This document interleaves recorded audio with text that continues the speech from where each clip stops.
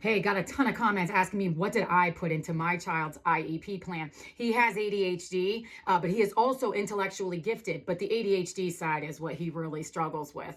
And so there's three things that I think are different on mine that you may want to consider. And then I'll give you some of the ones that I think most of us know about. So first, I had them put in regulation breaks. And this might sound like, oh, well, yeah, you could always ask for, your kid to have breaks in class. I took it a step further. So I got together with a guidance counselor and I was like, I really want him to be able to regulate himself. My kid starts laughing. He gets nervous, involuntary laughter. He also will get sucked into other people talking. He pays attention to everything. It's actually not that they can't pay attention. ADHD is they pay attention to everything. And so when he is getting sucked in or getting upset about something or cannot control his physical body, what we're doing is we're having a dot that's going to be on the wall, and it's going to be blue and yellow. And blue means that we are regulated. If anything happens and he feels like he needs to go and regulate himself, which also brings about self-responsibility, which I think is great. He is going to turn the dot very quietly, say nothing. He's going to go up, turn the dot to yellow. It means like warnings, it's coming. Then he is going to very quietly say nothing, walk out to the hallway. And then I taught him at home, bell. He is going to do 5 deep breaths. And then he is going to do eye movement. He is going to reset his vagus nerve, which is until he gets a swallow, a yawn, or a sigh. And he's been doing that since he was like 5 or 6 years old. I did another video about that. And then L is he's going to squeeze lemons to get out some of that physical energy that might be sitting there. And that will help regulate his nervous system. When he is all done, feels like he is centered, he goes back into the classroom, turns the dot from yellow back to blue, sits down, and we're back in business. And I think that is so, why don't we all have this? Right? Okay, so that was the first one. And the way it's written in his plan is a disruptive signal. So this works for 3rd grade where he is right now, but a non-disruptive signal. Maybe when he's older, he just puts up like a finger and, heads out to the hallway, regulates himself. Whatever works at the age, right? So then here's one that my husband was like, wow, that would have been helpful. I put that recess cannot be used as a punishment. Physical activity actually helps my son regulate. He is on the hyperactive side of ADHD.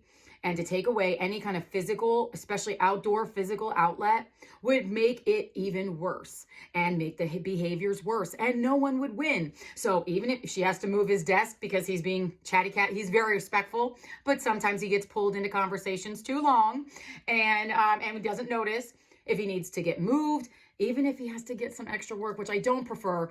I would rather not use a regulation tool. And they did put that in. Also, this is big too. Breaks for standardized testing. I got that he could take as much breaks and extended time as he needs. In our area, it's the PSSAs, but this could be for any standardized testing. And I think that is super helpful. I think it's really hard for ADHD kids to sit that long doing one activity. It's hard even when you don't have ADHD. So that was the 3 things that I think are a little different. Some regular stuff. Seating in the front of the classroom near instruction. Gentle redirection and prompting when needed. Target behavior log. This is communication between the teacher and I, so we can both see what's working and what's not. Then non-disruptive fidgets. If he needs to like squeeze something, it's hard for him to sit still.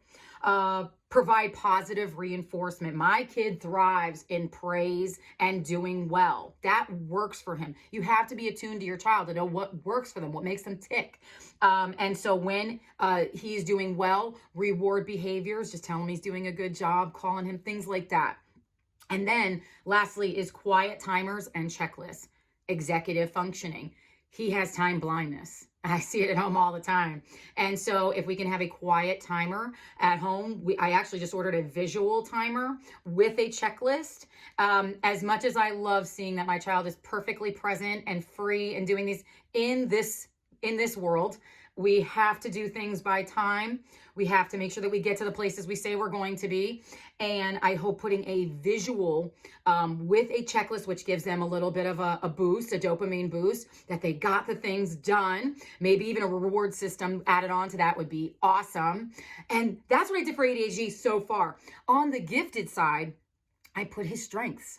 And that is, he loves high level discussions. He loves trivia. He is super creative, loves art, loves to learn about science, especially space, animals, and nature.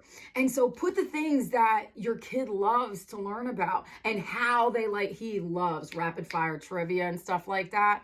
Loves that kind of thing. So I hope this helps. And I will, if you want, I can go into some of the IEP stuff that we are doing at home, because I don't just throw this at the teacher.